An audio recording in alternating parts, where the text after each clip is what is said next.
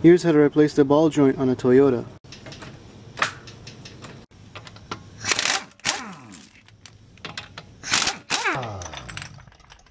Here's what the bad ball joint looks like. As you can see, all the grease is leaked out. Here's what the ball joint looks like on the other side. This one's still good, there's no leaking, and the rubber boot is intact. To get better access to the ball joint down here, I'm going to need to remove the brake assembly. We can do that together by removing the caliper and the bracket by removing these two 17mm bolts.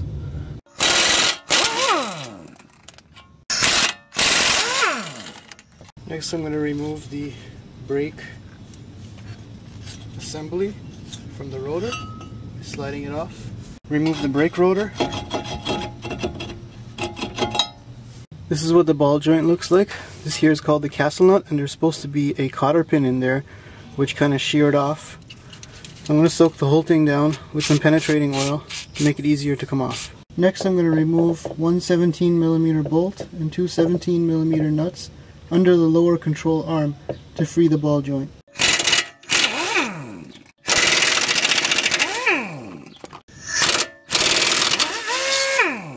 Looks like I got most of the cotter pin sheared off. Next I'm going to use a 19mm wrench and try to take off this castle nut.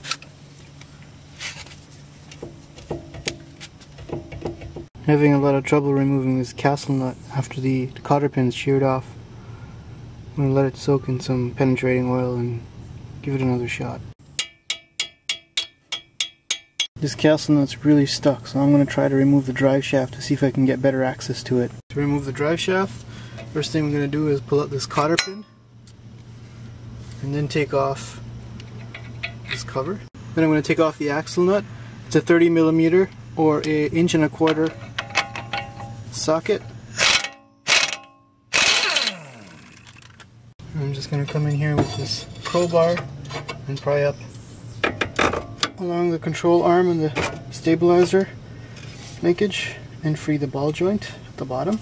And now we can remove the drive shaft.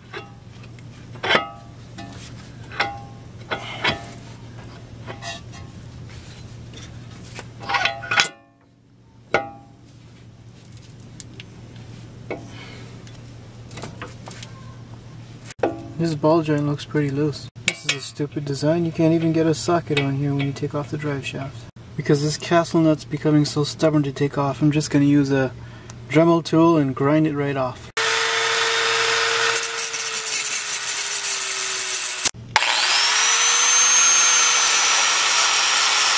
Using the grinder I was able to grind off the castle nut.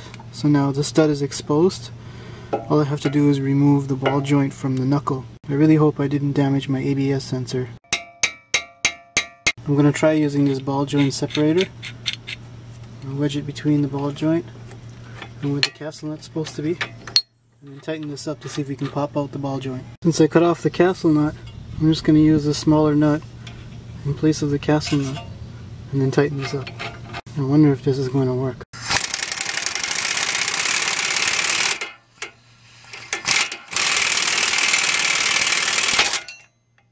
Here's what's left of the old ball joint.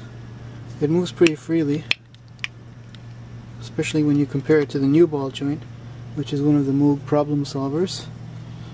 It's really hard to move by hand.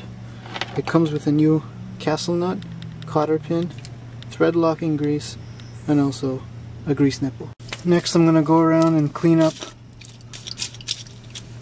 the area before reinstalling the ball joint.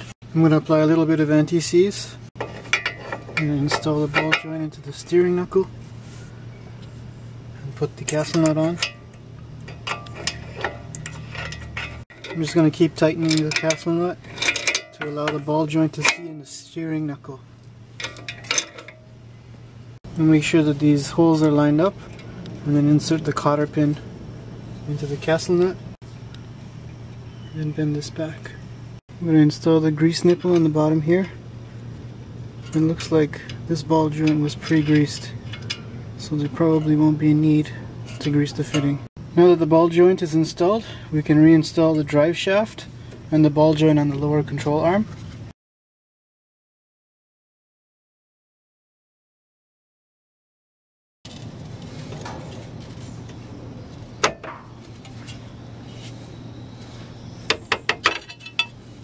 Took a little bit of wiggling, but I finally got the ball joint onto the lower control arm.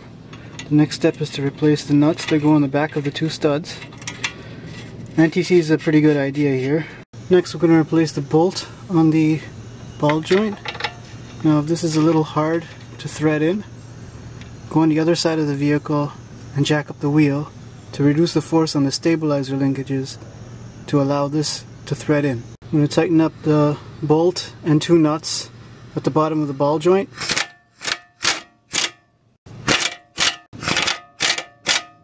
The torque spec on the castle nut is 90 foot-pounds of torque, and the torque spec on the 3 bolts on the bottom is 94 foot-pounds of torque.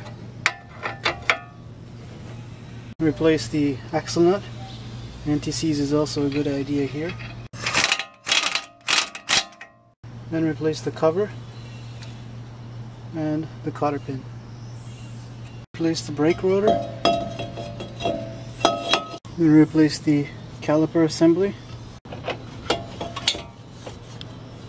Next I'm going to replace the 17mm bolt that holds the caliper bracket on. Anti-seize is a good idea. I'm going to go ahead and tighten up these 17mm bolts. Replace the wheel.